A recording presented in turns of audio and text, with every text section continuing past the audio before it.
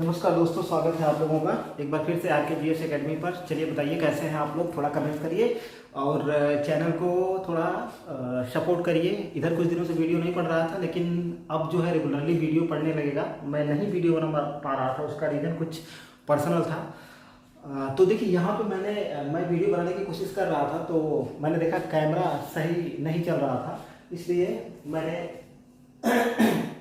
यहाँ पे लिखा हुआ है उसको मिटाऊंगा नहीं। देखिए हमारा आज का चैप्टर क्या है, मगध साम्राज्य का उत्कर्ष, जो कि बहुत ही वीआईपी चैप्टर है और यहाँ से क्वेश्चन आते रहते हैं। और एंशिएंट हिस्ट्री में मैं इस चैप्टर को बिंबिसार और अजातशत्रु दोनों को समाप्त करना चाहता हूँ। तो सबसे पहली बात होती है मगध साम्राज्य की अगर बात करें तो यह बिहार के गया और पटना जिलों में स्थित क्षेत्र था। प्राचीन समय में मगध का जो क्षेत्र था वह बिहार के गया और पटना वाले इलाके तक ही सीमित था। ठीक है, उस समय बहुत से गणराज्य भी थे। उसी प्रकार से एक प्रकार का गणराज्य ये भी हम मान सकते हैं, हालांकि गणतांत्रिक प्रणाली यहाँ पे नहीं थी, इसलिए इसको गणराज्य की श्रेणी में नहीं रखा गया। धीरे धीरे क्या होता है कि अपनी शक्ति को, अपनी पावर को बढ़ाते बढ़ाते शक्तिशाली होते चला गया और भारत में एक विस्तृत साम्राज्य को स्थापित करने का श्रेय इसी को दिया जाता है, जिसमें कई राजाओं ने अपना योगदान दिया था। ठीक है, तो उसी को शुरू करेंगे। बाकी दूसरा पॉइंट जो हमारा बनता है वो ये बनता है कि भाई इसके बारे में देखिए, किसी चीज़ के बारे में अब ऐतिहासिक काल हम पढ़ रहे हैं तो सीधे सीधे लिखित साक्ष्यों की बात आ जाएगी और लिखित साक्ष्यों में बहुत सी चीज़ें आ जाएंगी। अगर हम मगध साम्राज्य के बारे में पढ़ेंगे तो उसमें कई ठो काल आएंगे, उसमें कई ठो वंश आएंगे। तो उन वंशों के बारे में जानकारी के लिए हमारे पास बौद्ध ग्रंथ, जैन ग्रंथ, पुराण, यूनानी, चीनी, भारतीय लेखकों एवं कवियों के विवरण, कहने का मतलब क्या है, इन लोगों से जो विवरण प्राप्त होता है उसके आधार पे हम लोग मगध साम्राज्य के पूरे इतिहास को देखेंगे। ठीक है, आलोचनात्मक, समीक्षात्मक, चाहे जो भी कहिए, सभी ढंग से देख करके उसको क्लियर किया जाएगा। ठीक है, थोड़ा सा वीडियो पॉज कर रहा हूँ, थोड़ा सा स्याही डाल दूँ।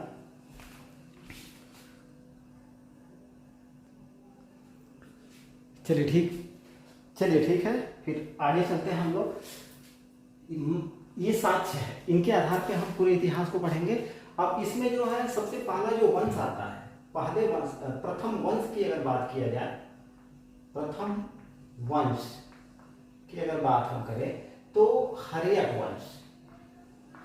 वंश के बारे में हमको जानकारी मिलती है। अब यहाँ पे देखिए थोड़ा सा अपवाद है हर्यक वंश के बारे में। मगध पर शासन करने वाला प्रथम वंश हर्यक वंश था, हालांकि ये प्रमाणित हो चुका है। अगर हम पुराणों की बात करें तो अगर पुराण की तरफ अगर हम चलें तो पुराण क्या बोलते हैं, पुराण कहते हैं कि मगध पर सर्वप्रथम शासन जो किया था वो बृहद्रथ वंश था। बृहद्रथ वंश, और इसी वंश का शासक जरासंध था। इसी वंश का शासक कौन था? जरासंध था। और जरासंध ने गिरिव्रज को राजधानी बना करके शासन किया था। ठीक है, गिरिव्रज को राजधानी बनाई थी। ये हो गई पुराण की बात। पुराण बोलते हैं सबसे पहले बृहद्रथ वंश ने शासन किया था मगध पे। ठीक है, उसका शासक जरासंध था। और यहाँ से क्वेश्चन आया हुआ, जरासंध ने किसको राजधानी बनाई? गिरिव्रज को। और जरासंध के पिता का नाम बृहद्रथ था, उसी के नाम पे इसका नाम बृहद्रथ वंश पड़ा था। इसके बाद पुराण बोलते हैं कि इसके बाद यहाँ पे शासन करने के लिए बृहद्रथ वंश के बाद जो आया वो था प्रदोत वंश। और अगर इसके बाद की अगर हम बात करें तो फिर शशनाग वंश आता है, शशनाग वंश आया। फिर अगर हम बात करें तो शशनाग वंश के बाद यहां पे नंद वंश आया। ये हुई पुराणों की बात। अब अगर क्वेश्चन करता है कि पुराणों के अनुसार मगध पर सर्वप्रथम शासन करने वाला, क्रम में भी अगर पूछ दे, चाहे जैसे ही पूछ दे, तो ये आपको याद रखना है। पुराणों के अनुसार पहला आएगा बृहद्रथ वंश, दूसरा आएगा प्रदोत वंश, और तीसरा आएगा शशनाग वंश, चौथा आएगा नंद वंश। ठीक है, लेकिन अगर बौद्ध ग्रंथों की बात करी जाए तो बौद्ध ग्रंथ क्या कहते हैं? बौद्ध ग्रंथ के अनुसार, जो बौद्ध ग्रंथ हैं उनके अनुसार अगर बात की जाए, बौद्ध ग्रंथों के अनुसार मगध पर शासन करने वाला पहला वंश हर्यक वंश था। ठीक है, दूसरा वंश आएगा शशनाग आएगा, तीसरा जो आएगा वो नंद आएगा, और चौथा जो आएगा वो मौर्य आएगा। ठीक है, अब देखिए, अब यहाँ पे कंफ्यूज नहीं होना है। अगर पुराणों के अनुसार पूछेगा तो ऑप्शन चेंज हो जाएगा, लेकिन अगर बौद्ध ग्रंथों के अनुसार पूछेगा तो ऑप्शन आपका चेंज हो जाएगा। ठीक है, बौद्ध ग्रंथ के अनुसार ये क्रम है, हर्यक वंश, शशनाग वंश, नंद वंश और इसके बाद मौर्य वंश। ये चीज़ आपको याद रखनी है। बाकी आपको बता दूं कि अधिकतर इतिहासकार बौद्ध ग्रंथों में दिए गए विवरण से सहमत है। ठीक है, और ऐतिहासिक जो साक्ष्य मिलता है वह यही क्रम मिलता है। सबसे पहले हर्यक वंश ने, फिर शशनाग वंश ने, फिर नंद वंश ने, फिर इसके बाद मौर्य वंश ने यहाँ पर शासन किया हुआ था। तो ये प्रामाणिक माना जाता है किसको? बौद्ध ग्रंथ के साक्ष्य। ठीक है, तो ये रही, इसको समझने के लिए हम लोगों ने इन चीज़ों पर थोड़ा सा कॉन्सेप्ट को क्लियर किया है हम लोगों ने। अब इसके बाद हम लोग सबसे पहले चलेंगे, इसको मिटा करके आगे बढ़ेंगे हम लोग। सबसे पहले हम लोग चलते हैं हर्यक वंश की तरफ।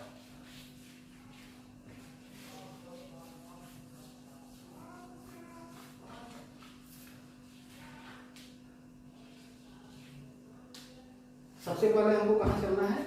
हर्यक वंश की तरफ। हर्यक वंश ये था अब 544 ईसा पूर्व से लेकर के एक 512 ईसा पूर्व तक, यानी कि हर्यक वंश ने 544 ईसा पूर्व से लेकर के 512 ईसा पूर्व तक शासन किया था। ठीक है, और इसका सबसे पहले शासक की अगर बात करें तो प्रथम शासक हमको मिलता है बिंबिसार। ठीक है, और इसे ही मगध साम्राज्य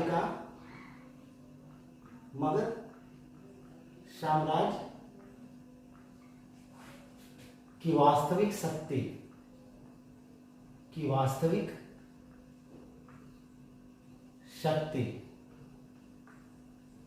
का संस्थापक बोला जाता है।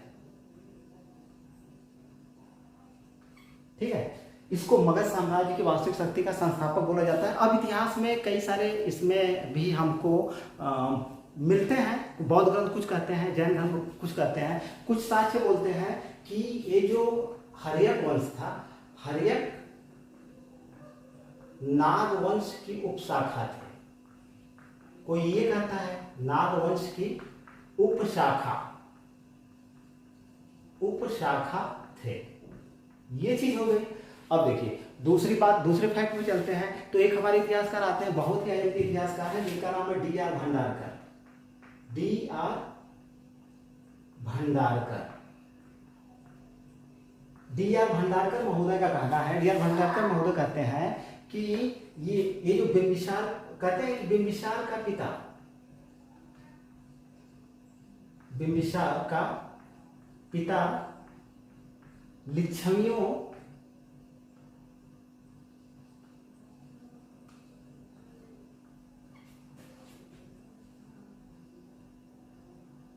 के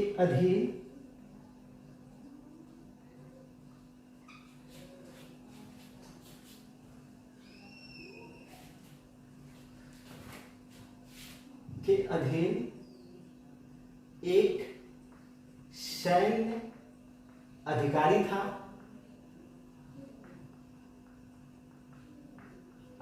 था और बिंबिसार के बारे में बात करते हैं,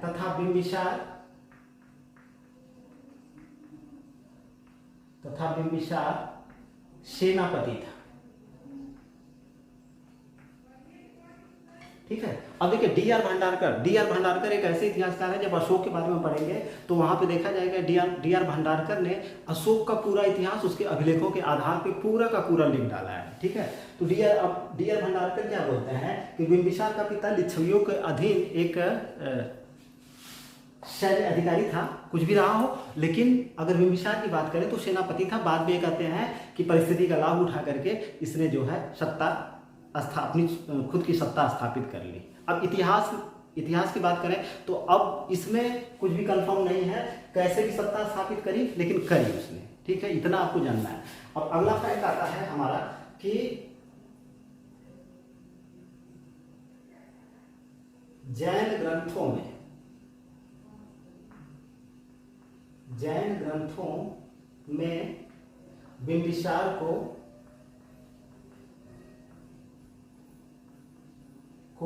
श्रेणिक कहा गया है, श्रेणिक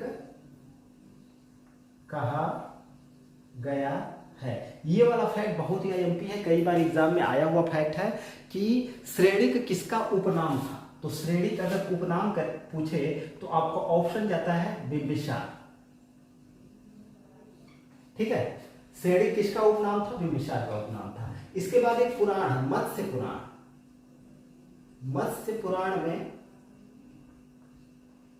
में बिंबिसार को क्षैत्रोजस कहा गया है। आईएमपी फैक्ट है। देखिए अब यहां से दो चीजें आपको याद करके रखनी है। अगर पूछे श्रेणिक किसका उपनाम था, आपका ऑप्शन जाता है बिंबिसार में। अगर पूछे कहां पे, तो जैन ग्रंथों में कहा गया है। इसके बाद अगर पूछे क्षैत्रोजस किसका उपनाम था या किसको कहा जाता था, आपका ऑप्शन जाता है बिंबिसार को कहा जाता था। और किस ग्रंथ में कहा गया है, तो मत्स्य पुराण में कहा गया है। अब बिंबिसार के इतिहास के बारे में अगर बात किया जाए तो बिंबिसार के बारे में एक चीज देखते हैं कि इसने कूटनीतिक राजनीति के साथ साथ कूटनीति का सहारा लिया था इसने। और इतिहास में, मतलब प्राचीन भारत के इतिहास में, या हम कहें संपूर्ण भारत के इतिहास में, यह पहला शासक था जिसने अपने साम्राज्य की सुरक्षा के लिए या मजबूती के लिए इसने वैवाहिक संबंधों का सहारा लिया था। ठीक है ना। प्रथम शासक जिसने अपने साम्राज्य की सुरक्षा और मजबूती के लिए, अपने साम्राज्य की सुरक्षा एवं मजबूती के लिए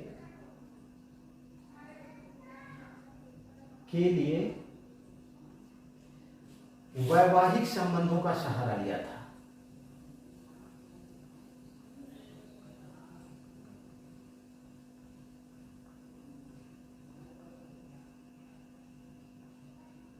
वैवाहिक संबंधों का सहारा लिया था।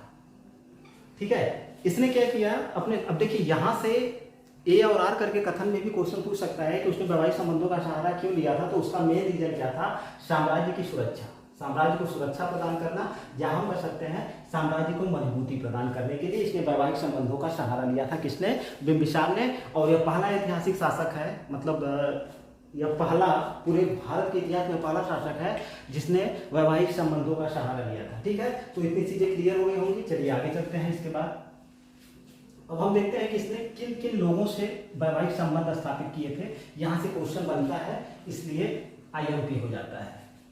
इसने देखिए सर्वप्रथम वैवाहिक संबंध के अंतर्गत इसने सर्वप्रथम किसके साथ विवाह किया था, तो इसने सर्वप्रथम पहला वैवाहिक संबंध इसने कहां स्थापित किया था, बिंबिसार ने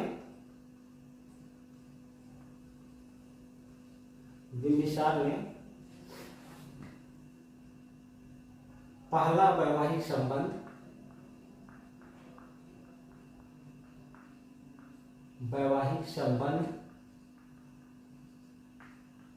लिच्छवी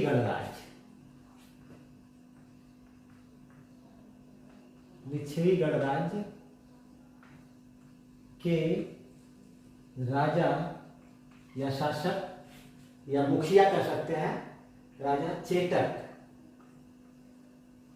की पुत्री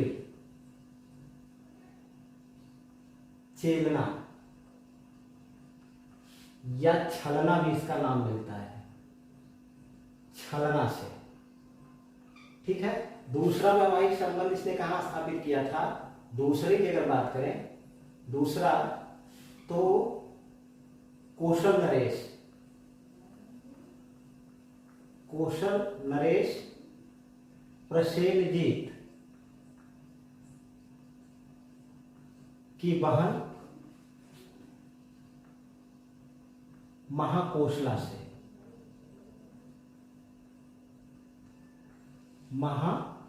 से। ठीक है, और तीसरे वैवाहिक संबंध की अगर बात करें तो तीसरा अगर है मध्य देश की राजकुमारी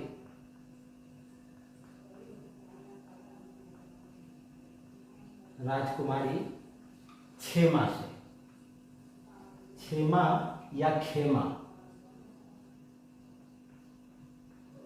अब देखिए ये तीनों वैवाहिक संबंध आपको पता होना चाहिए, क्योंकि यहाँ से क्वेश्चन बनते रहते हैं, और क्रम भी पता होना चाहिए, आरोही और अवरोही क्रम में, बढ़ते से घटते और घटते से बढ़ते क्रम में। सबसे पहला वैवाहिक संबंध इसने कहाँ स्थापित, किस गणराज्य में स्थापित किया था? आपका ऑप्शन जाएगा लिच्छवी गणराज्य में, ठीक है ना। किसकी पुत्री से? चेटक की पुत्री से। पुत्री का नाम क्या था? चेरना या छलना था, ठीक है। दूसरा वैवाहिक संबंध इसने किस गणराज्य में स्थापित किया? कोशल में, ठीक है। प्रसेनजीत की बहन के साथ, क्या नाम था उनका? महाकोशला नाम था। तीसरा गणराज्य इसने मध्य देश में की राजकुमारी से, जिसका नाम क्षेमा या खेमा था, ठीक है। तो ये तीनों वैवाहिक संबंध आपको याद होने चाहिए, ठीक है। बाकी यहाँ से भी एक क्वेश्चन बनता है आपका, कोशल नरेश प्रसेनजीत की बहन महाकोशला से इसने विवाह किया था, तो इसको जो है क्या मिला था? 1 लाख रुपए की आमदनी वाला, 1 लाख रुपए की आमदनी वाला क्षेत्र काशी दहेज के रूप में प्राप्त हुआ था। ये क्वेश्चन भी बहुत आईएमपी है कि किसके साथ इसने वैवाहिक संबंध स्थापित किया, तो इसको काशी का प्रांत मिला हुआ था दहेज के रूप में, और उसकी आय कितनी थी? 1 लाख रुपए, ठीक है। और कहाँ गया? दहेज के रूप में मिला था, कहाँ कि किसके साथ? जब इसने संबंध स्थापित किया वैवाहिक संबंध कोशल के साथ, ठीक है। तो ये वाला फैक्ट भी आपको याद करके रखना होगा।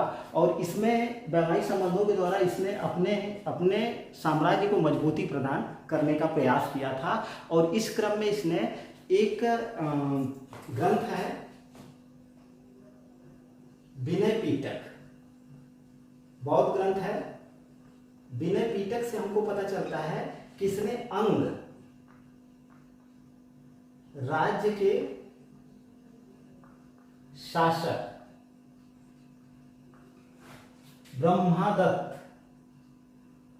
ब्रह्मादत्त को पराजित कर मगध में मिला लिया,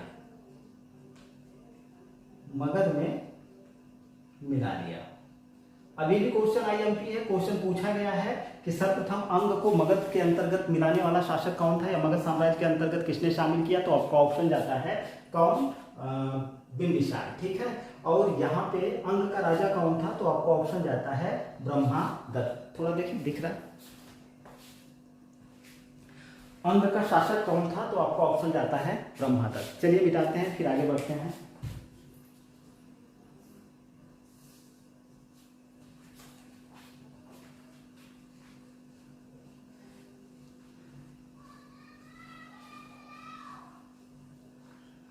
इससे और आईएमपी फैक्ट जो आपका बन जाता है, तो अवंती का राजा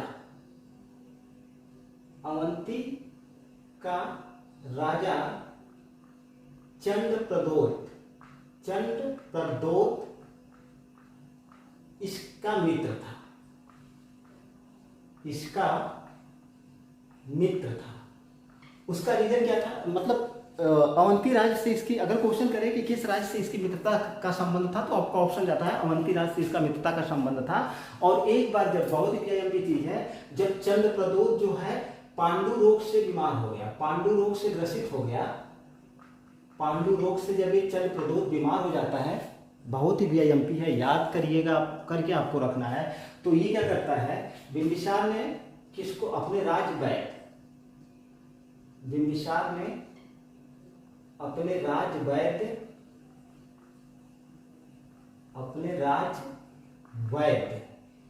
जीवक को उसकी सेवा करने के लिए भेजा था, उसकी चिकित्सा करने के लिए भेजा था, ठीक है।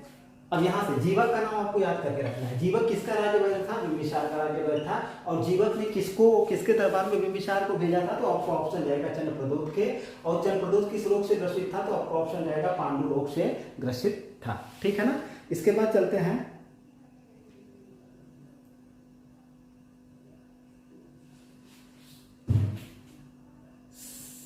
सिंध का शासक रुद्रायन, सिंध का शासक रुद्रायन व गांधार का शासक पुक्कुशाती बिंबिसार के मित्र थे। बिंबिसार के मित्र थे, ठीक है ना। और एक बार गांधार के राजा ने यानी पुक्कुशाती ने, गांधार के पुक्कुशाती ने अपना दूत भेजा था। कहां भेजा था? बिंबिसार के दरबार में, ठीक है। तो अब यहां से देखिए आपको क्या चीज है, कौन से फैक्ट आईएमपी अगर क्वेश्चन करता है कि कहां के शासक ने अपने दूत को बिंबिसार के दरबार में भेजा था, तो आपका ऑप्शन जाएगा गांधार के शासक ने। अगर शासक का नाम पूछता है तो शासक का नाम आपके है पुक्कुशाती, ठीक है। अब देखिए अगर पूछता है मित्र कौन कौन था, तो सिंध का भी शासक इसका मित्र था जिसका नाम क्या था? रुद्रायन था। तो सिंध का शासक रुद्रायन और गांधार का शासक पुक्कुशाती, और एक हम देखते हैं अवंती का शासक कौन? चंद्रप्रदोत। ये तीनों इसके मित्र थे। तो बड़े एग्जाम में क्वेश्चन कर सकता है निम्न में से कौन इसका मित्र नहीं था, तो तीनों आपको पता होने चाहिए, ठीक है। तो आप मतलब कोई प्रॉब्लम नहीं होनी चाहिए, ठीक है। और जब इसने अंग को जीता था, तो अंग का उपराजा या वायसराय, उपराजा किसको बनाया था? अपने पुत्र अजातशत्रु को, ठीक है। एक फैक्ट और है चंपा का, वायसराय या उपराजा भी इसने किसको बनाया था? अजातशत्रु को। और जब अजातशत्रु शासक बना तो यह कहाँ का शासक था? कहाँ का? चंपा का वायसराय या उपराजा था। यहाँ से क्वेश्चन कई बार आते रहते हैं कि फलाने जब शासक बना तो वह कहाँ का वायसराय था या सूबेदार था, ऐसे करके क्वेश्चन आते हैं। तो ये चंपा वाला आपको नहीं बोलना है कि अजातशत्रु जब शासक बना था तो यह चंपा का उपराजा या वायसराय था, ठीक है। अच्छा अब देखिए विनय पीटक, बौद्ध ग्रंथ विनय पीटक से पता चलता है, विनय पीटक से पता चलता है कि बिंबिसार गौतम बुद्ध का संरक्षक, बिंबिसार गौतम बुद्ध का संरक्षक, गौतम बुद्ध का संरक्षक और मित्र था।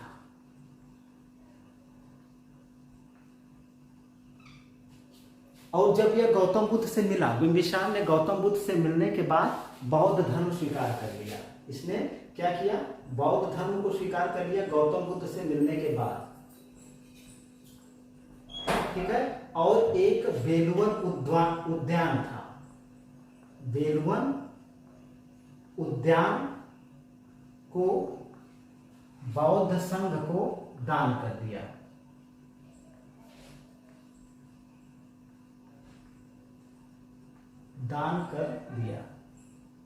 तो ये सभी फैक्ट पूरे जितने मैंने बताए हैं सभी फैक्ट आईएमपी है, क्वेश्चन यही से बनने हैं। देखिए किस अब पूछे कि किस ग्रंथ से पता चलता है कि उसने बेलवन उद्यान को बौद्ध संघ को दान कर दिया था, तो आपका ऑप्शन जाता है विनय पीटक से, ठीक है। बेलवन उद्यान के बारे में जानकारी मिलती है, ठीक है। और किस ग्रंथ से पता चलता है कि बिंबिसार गौतम बुद्ध बौद्ध धर्म को मानता था या गौतम बुद्ध का मित्र और संरक्षक था, तो आपका ऑप्शन जाता है विनय पीटक, ठीक है। और एक चीज और है इसमें,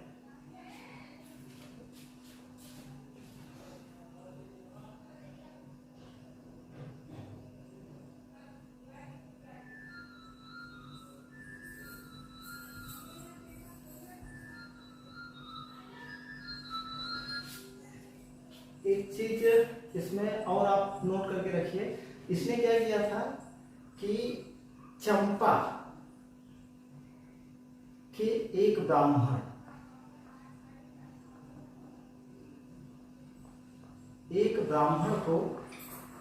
चंपा के एक ब्राह्मण को जिसका नाम क्या था? सोनभद्र।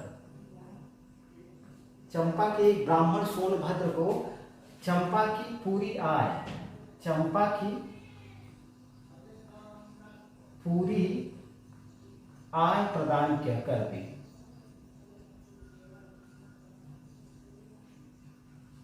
आय प्रदान कर दी। ठीक है, अब यहां से ये भी क्वेश्चन बन जाएगा, अगर पूछता है कि किस ब्राह्मण को, तो आपका ऑप्शन जाएगा सोनभद्र ब्राह्मण को कहाँ की आय प्रदान कर दी थी, चंपा। यानी चंपा से जो भी आय प्रदान होती थी, आय प्राप्त होती थी, उसको इसने क्या कर दिया, मतलब इसने क्या कर दिया, एक ब्राह्मण को पूरी आय जो है प्रदान कर दी या दे दी। ठीक है, एक बार देख लें।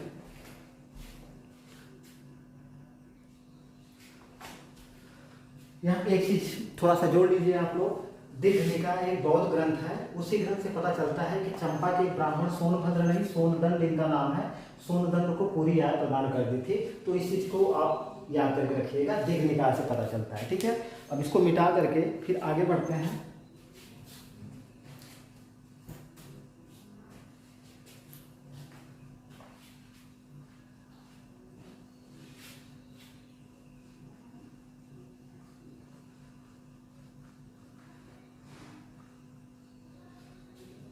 अब इससे ज्यादा कुछ नहीं है, होता क्या है, लगभग बिंबिसार जो है 52 वर्षों तक शासन करता है। 52 वर्षों तक इसने शासन किया था बिंबिसार ने, और इसके बाद देखिए इसका अंत बहुत दुखद रहा है। ऐसा ऐतिहासिक साक्ष्य मिलता है कि इसके पुत्र अजातशत्रु ने इसको कारागार में डाल दिया। अजातशत्रु ने इसको कारागार में डाल करके ने बिंबिसार को, यानी अपने पिता को कारागार में डाल दिया।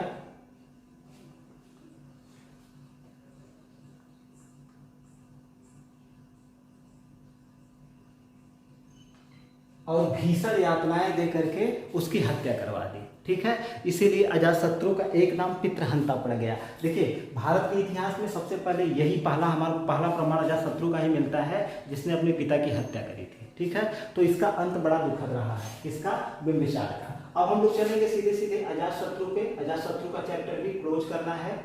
अजातशत्रु, ठीक है, ये जो है 492 ईसा पूर्व से लेकर के 460 ईसा पूर्व तक शासन किया था इसने। किसने, अजातशत्रु ने। अब यहाँ पे चलिए क्लियर कर लेते हैं। क्लियर करने का मतलब क्या है कि अजातशत्रु को, इसको क्या कहा गया है, पितृहंता। ठीक है, और प्रथम पितृहंता, ये प्रथम शासक है जो पितृहंता था, क्योंकि इसके बाद हम देखेंगे हर्यक वंश में जितने भी शासक मिलेंगे सब पितृहंता थे, सबको पितृहंता कहा गया है, सिर्फ बिंबिसार को छोड़ करके। ठीक है, ये चीज बहुत ही अहम है। तो पितृहंता ये था, सबसे पहले इसने अपने पिता की हत्या करके राज सिंहासन को प्राप्त किया था। ठीक है, और इसका उपनाम, अजातशत्रु का उपनाम कुणिक था। अजातशत्रु का उपनाम कुणिक। बहुत ही वीआईएमपी है ये वाला क्वेश्चन, आपको याद करके रखना है। आप वनडे देने जा रहे हैं तब भी निम्न में से किसका उपनाम कुणिक था, तो आपको ऑप्शन जाता है अजातशत्रु का उपनाम कुणिक था। और ये जब राजा बना तो मैंने पहले ही बता दिया कहाँ का वायसराय था, तो आपका ऑप्शन जाता है कि चंपा का ये वायसराय था राजा बनने से पहले। अब चलिए देखते हैं। अब चूंकि जब इसने पिता की अपनी हत्या कर दी, तो हम उस समय होता क्या है कि कौशल, प्रसेनजीत की जो बहन थी, कौशल के प्रसेनजीत की बहन महाकोशला की दुख से मृत्यु हो जाती है। किसकी, बिंबिसार की पत्नी, बिंबिसार की पत्नी महाकोशला की दुख से मृत्यु हो जाती है। किस दुख से, बिंबिसार के मृत्यु के दुख से हो जाती है। क्योंकि इसने अपने पिता की हत्या करी थी, तो यह महाकोशला को आघात लगा होगा, उनकी मृत्यु हो गई। तो सीधी सी बात है, अपनी बहन की मृत्यु से प्रसेनजीत क्या हो गए, प्रसेनजीत खफा हो गए। और उन्होंने क्या किया, जो बिंबिसार से विवाह के समय में काशी जो इसको दहेज के रूप में दिया था, काशी पर को पुनः अपने अधिकार में कर लिया। किसने, प्रसेनजीत ने काशी को पुनः अपने अधिकार में कर लिया। काशी को पुनः अपने अधिकार में कर लिया।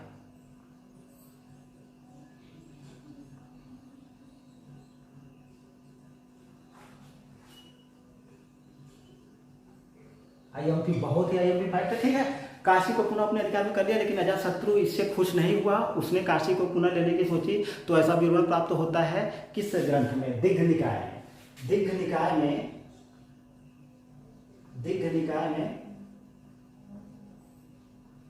में कौशल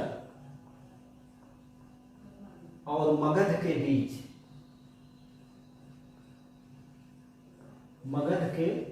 बीच दीर्घकालीन संघर्ष का विवरण प्राप्त होता है।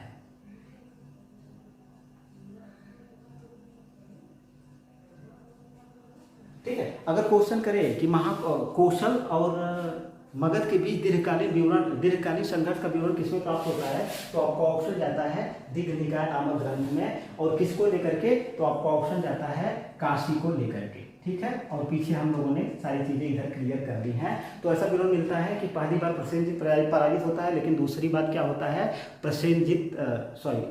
अजातशत्रु पराजित हो जाता है, उसको बंदी बना लिया जाता है, लेकिन फिर दोनों में मित्रता स्थापित हो जाती है, ठीक है। पहले का संबंध था ही। और यहीं पर एक विवरण मिलता है कि प्रसेनजीत ने अपनी पुत्री वाजिरा का विवाह अजातशत्रु के साथ कर दिया। क्या विवरण मिलता है? प्रसेनजीत ने अपनी पुत्री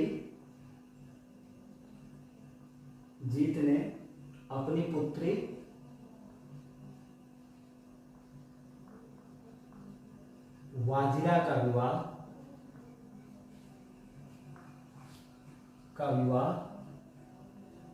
अजातशत्रु से कर दिया।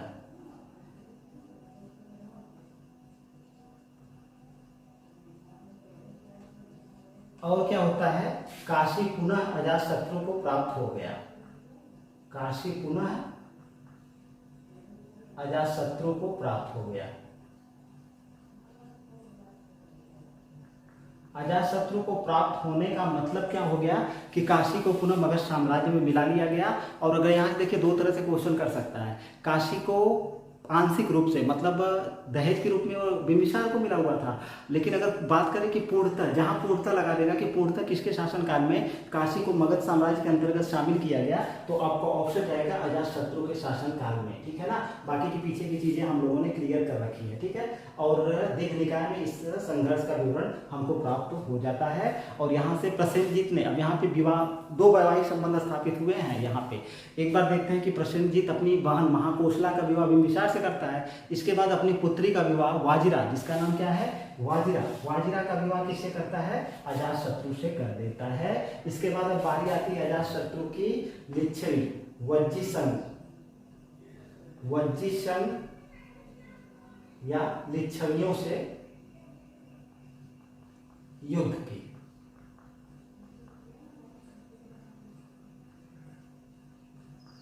ठीक है, अब देखिए, अब इसके बाद क्या होता है कि लिच्छवियों से इसका युद्ध होता है। बाकी इतिहास में कई सारे मत मिलते हैं कि उसका रीजन क्या था। अब उसमें दो रीजन हम लोग देखेंगे। एक बौद्ध ग्रंथ है, उसकी टीका है सुमंगल निवासिनी, और एक और जैन ग्रंथ है, उसमें अलग अलग विवरण प्राप्त होते हैं। तो इसको मिटा के आगे बढ़ते हैं।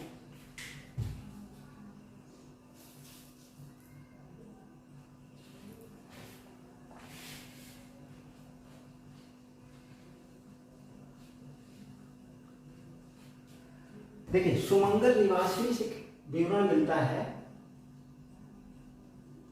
सुमंगल निवासिनी में मिलता है कि गंगा नदी के किनारे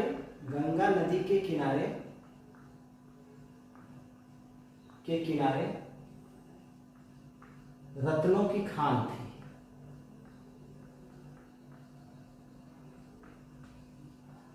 ठीक है, ये विवरण मिलता है कि गंगा नदी के किनारे रत्नों की खान थी। और अजातशत्रु यानी मगध और वज्जियों में या लिच्छवियों में एक समझौता हुआ था कि दोनों आधा आधा उसको बांट लेंगे, लेकिन लिच्छवियों ने समझौते का उल्लंघन किया और पूरे रत्नों पर अपना अधिकार कर लिया। तो ये किससे पता चलता है, दोनों के बीच युद्ध के कारण। इस कारण का पता हमको सुमंगल निवासिनी से पता चलता है कि दोनों के बीच युद्ध का कारण क्या था? रत्न का होना, और रत्न पर किसका अधिकार कर लेना? वज्जी या लिच्छवियों का अधिकार कर लेना। अब जैन ग्रंथ क्या करते हैं? जैन ग्रंथों में विवरण मिलता है, जैन ग्रंथों के अनुसार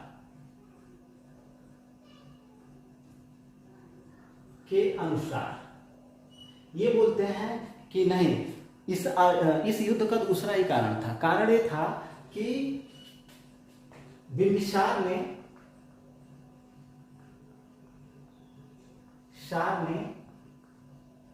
चेटक, हमने पीछे पढ़ा हुआ है कि चेटक की पुत्री चेरना से किसका विवाह हुआ था?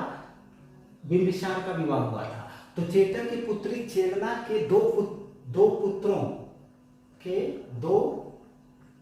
पुत्रों को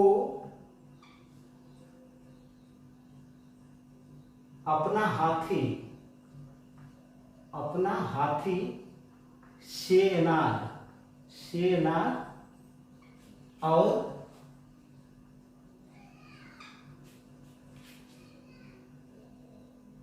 रत्न जड़ित हार दो पुत्रों हल और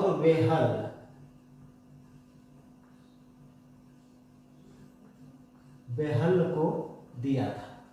ये देखिए, अब जैन ग्रंथों में इस युद्ध का, इस दोनों वज्जी संघ या लिच्छवियों और मगध साम्राज्य अजातशत्रु के बीच युद्ध का जो विवरण दिया जाता है, जैन ग्रंथों में कुछ और ही दिया जाता है। वो बोलता है कि बिंबिसार ने चेटक की पुत्री चेरना से वैवाहिक संबंध हुआ ही था। तो चेरना के दो पुत्र यानी बिंबिसार के दो पुत्र थे, जिनका नाम क्या था? एक का नाम हल था, एक का नाम बेहल था। इन दोनों को क्या दिया था? अपना हाथी दिया था। ठीक है, अपने हाथी का नाम क्या था? शेरनाग था, याद करके रखना है। और रत्न जड़ित हार दिया था। ये क्या था? ठीक। तो जब अजातशत्रु राजा बन जाता है तो दोनों की मांग करता है।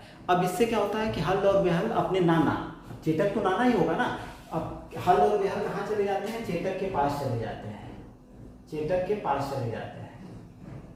ठीक है। अब क्या होता है, उस समय लिच्छवी गणराज्य बहुत ही शक्तिशाली था और उसको हराना या पराजित करना बहुत ही मुश्किल काम था। तो दोनों में युद्ध अवश्य संभावित हो जाता है, लेकिन अजातशत्रु भी जानता है कि लिच्छवियों को पराजित करना इतना आसान काम नहीं है। तो होता क्या, यहाँ पे दो विवरण प्राप्त होते हैं कि इसने लिच्छवियों को पराजित करने के लिए कूटनीति का सहारा लिया।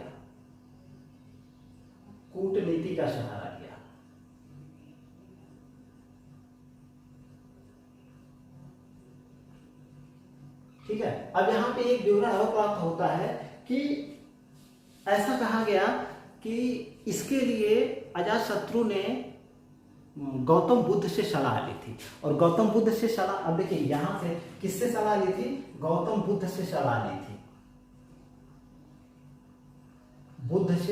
थी।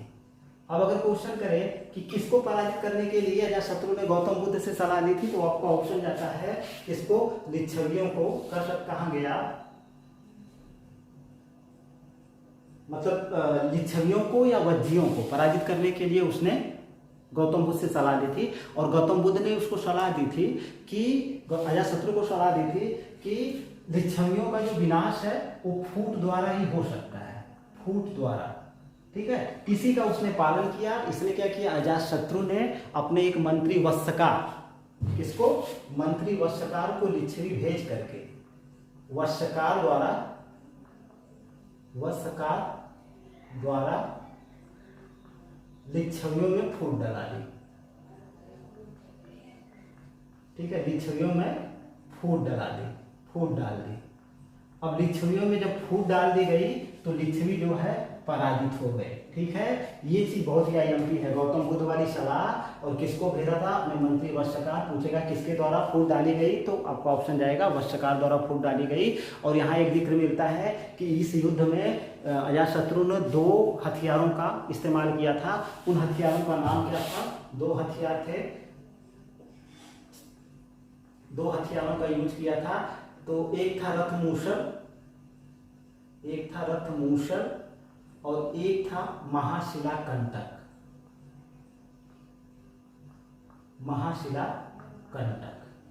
अब ये दोनों आपको याद करके रखने हैं। रथ मूसल और महाशिला कंटक क्या थे, तो आपका ऑप्शन जाएगा रथ मूसल और महाशिला कंटक दोनों क्या थे, हथियार थे। आप याद करिए, मतलब ये एकदम दिमाग में फिट होना चाहिए, किसने किसके विरुद्ध किया था ये भी आपको याद होना चाहिए, ठीक है।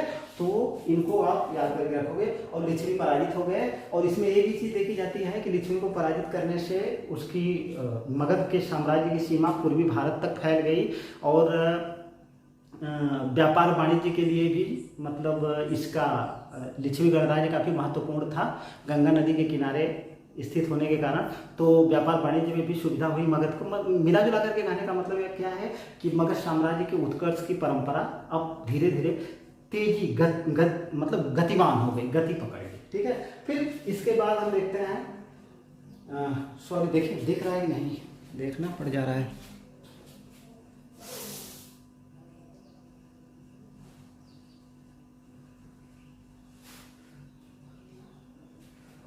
इसको मिटाना पड़ेगा, इसके बाद ही दिखेगा।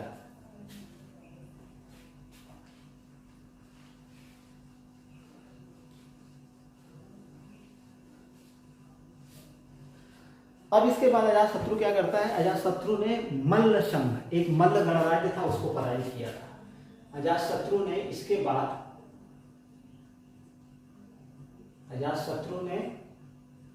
बाद इसके बाद मल्ल गणराज्य को पराजित किया।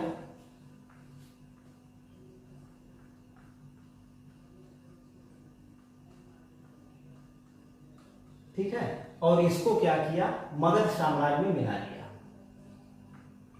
अब यहां से आपको याद करके रखना है, लिच्छवी गणराज्य को किसने मिलाया, अजातशत्रु ने। मल्ल गणराज्य को किसने मिलाया, अजातशत्रु ने। पीछे हमने अंग गणराज्य के बारे में पढ़ा है, तो अंग गणराज्य को किसने मिलाया, तो आपका ऑप्शन जाता है बिंबिसार ने मिलाया था, ठीक है। अब इसके बाद आते हैं हम लोग अवंती पे आते हैं। अवंती के बारे में जिक्र मिलता है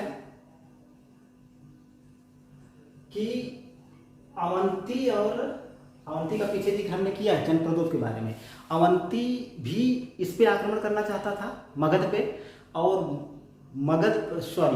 अजातशत्रु भी इस पर आक्रमण करना चाहता है, लेकिन इतिहास में ऐसा जिक्र मिलता है कि दोनों ने किसी पर आक्रमण नहीं कर पाए थे। इसका एक रीजन ये बनता है कि अजातशत्रु जानता था अवंती को पराजित करना इतना आसान नहीं है, इसलिए उसने क्या किया कि अपनी कन्या, अजातशत्रु ने क्या किया, अजातशत्रु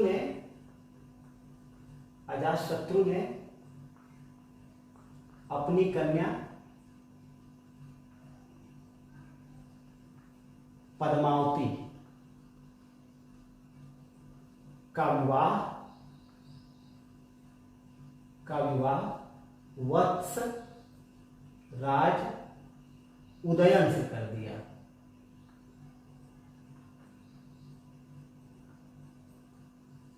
ठीक है ना। अब यहाँ एक कूटनीति से सहारा लेता है इसने। अब देखिए, अजातशत्रु ने अपनी उसकी कन्या का क्या नाम था, तो आपका ऑप्शन जाएगा पद्मावती। पद्मावती का विवाह उसने किसके साथ किया था, कहाँ के राजा के साथ, वत्स राज्य के राजा के साथ, जिसका नाम क्या था, उदयन से कर दिया। इसका सबसे बड़ा रीजन क्या था कि उदयन वत्स से वैवाहिक संबंध स्थापित करने के बाद अवंती जो है इसके ऊपर आक्रमण करने का साहस नहीं कर सकता था। ठीक है, कहने का मतलब क्या है कि एक तरह से ये वत्स जो राज्य था, ये मगध और अवंती, अब मगध और अवंती के बीच एक बैनर मतलब बैरियर का काम कर दिया इसने। ठीक है, तो मतलब जब तक अजातशत्रु का शासनकाल रहा, दोनों के बीच कोई युद्ध नहीं होता है। इस फैक्ट को आपको याद करके रखना है। इसने क्या किया, इसने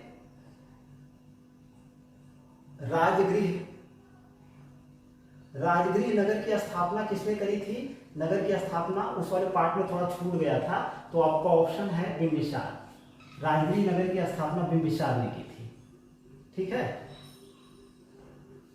और अजातशत्रु ने दुर्गीकरण करवाया था।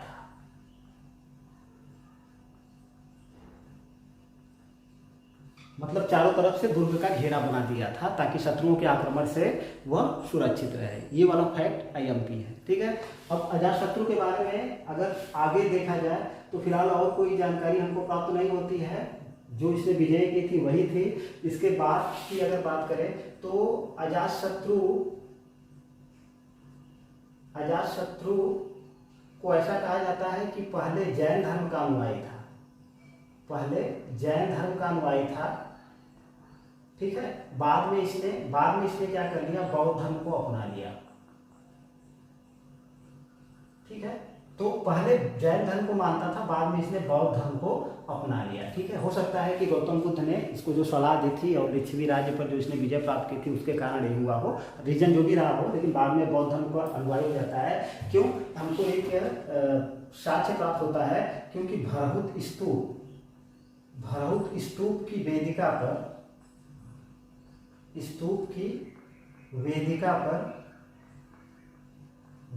पर अजातशत्रु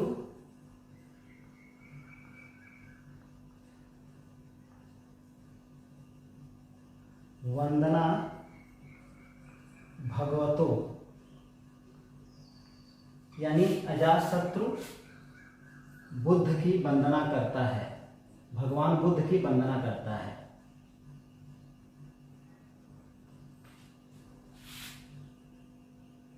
उत्कीर्ण मिलता है,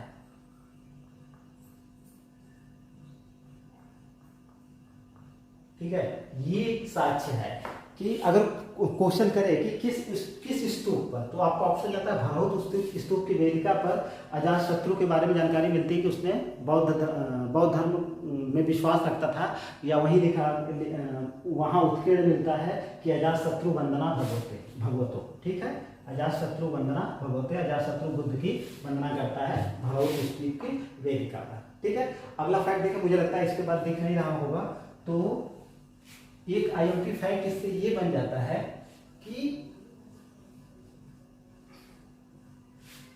अजातशत्रु के शासनकाल के 8वें वर्ष में, अजातशत्रु के शासनकाल के 8वें वर्ष में,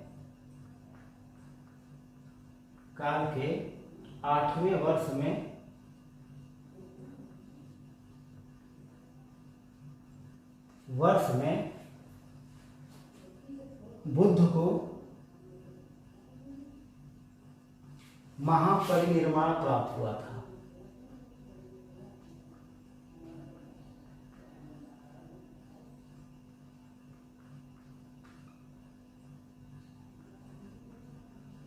आईएमपी फैक्ट है, यहाँ से क्वेश्चन आप पेपर उठा करके देख लीजिए, पूछे गए हैं कि अजातशत्रु के शासनकाल के किस वर्ष में, तो आपको ऑप्शन जाता है 8वें वर्ष में। महात्मा बुद्ध को महापरिनिर्वाण का मतलब क्या होता है कि उनकी मृत्यु हुई थी, तो किसके शासनकाल में या किस वर्ष, उसके शासनकाल के किसवें वर्ष, आपको याद रखना चाहिए, अजातशत्रु की बात आएगी, ठीक है। महापरिनिर्वाण का मतलब होता है मृत्यु, 8वां वर्ष भी बहुत ही आईएमपी है, ठीक है। तो ये वाला फैक्ट भी आईएमपी है। इसके बाद क्या होता है, अजातशत्रु इसकी मृत्यु के बाद, मतलब गौतम बुद्ध की मृत्यु के बाद अजातशत्रु क्या करता है, अजातशत्रु ने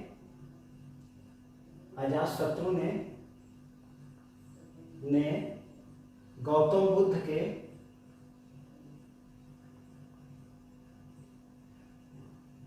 अवशेषों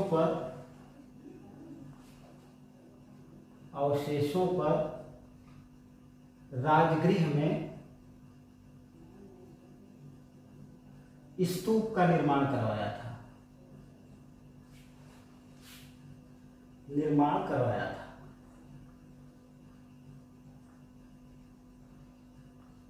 ठीक है। एक अगला फैक्ट है कि इसी के शासनकाल में, यानी अजातशत्रु ही लिख लीजिए, अजातशत्रु के शासनकाल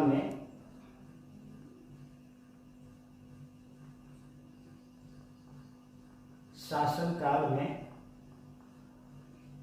राजगृह की सप्तपर्णी गुफा में प्रथम बौद्ध संगीति का आयोजन हुआ था।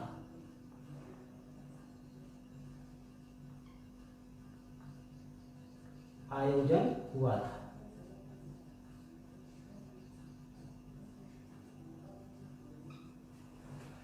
जिसमें बौद्ध ग्रंथ 2 भागों में बंट गया। 2 भाग क्या? पहला सुत्त पिटक और दूसरा विनय पिटक।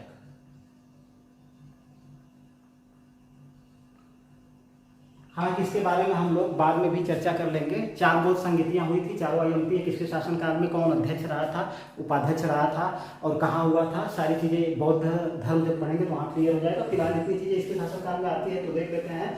अजातशत्रु ने क्या किया था? गौतम बुद्ध के अवशेषों पर कहाँ पे स्तूप का निर्माण करवाया था? आपका ऑप्शन जाएगा राजगृह में, ठीक है।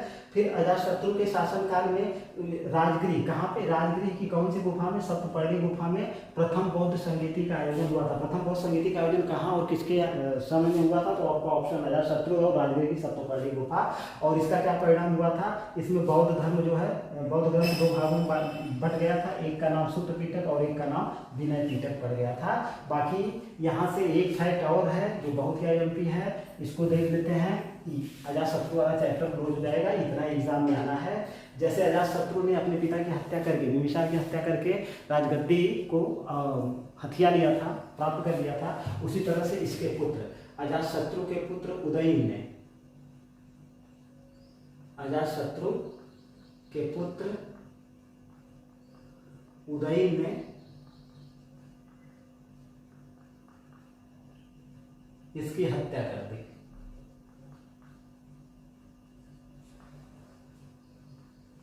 अब देखिए, उधर अजातशत्रु अपने पिता की हत्या करता है, पितृहंता कहलाता है, प्रथम पितृहंता। और दूसरा पितृहंता कौन होगा? उदयन होगा। उदयन या उदयभद्र, इसका 2 नाम मिलता है। उदयन या, जो ऑप्शन रहेगा आप मारोगे, उदयन या उदयभद्र। इसने क्या किया? अपने पिता अजातशत्रु की हत्या करके मतलब राज सिंहासन को प्राप्त कर दिया, ठीक है। तो दूसरा पितृहंता कौन हुआ? दूसरा पितृहंता कौन है? उदयभद्र, या हम कह सकते हैं उदयन, ठीक है। इस प्रकार अजातशत्रु के शासनकाल का अंत हुआ। चलिए ठीक है, वीडियो को अब ज़्यादा लंबा नहीं लेकर के जाएंगे। बिंबिसार अजातशत्रु वाला चैप्टर समाप्त हो गया। विश्वास मानिए यही से क्वेश्चन आने हैं, इससे ज़्यादा कुछ नहीं आना है। वीडियो देखने के लिए बहुत बहुत धन्यवाद। प्लीज़ वीडियो को लाइक करिए, शेयर करिए, सब्सक्राइब करिए।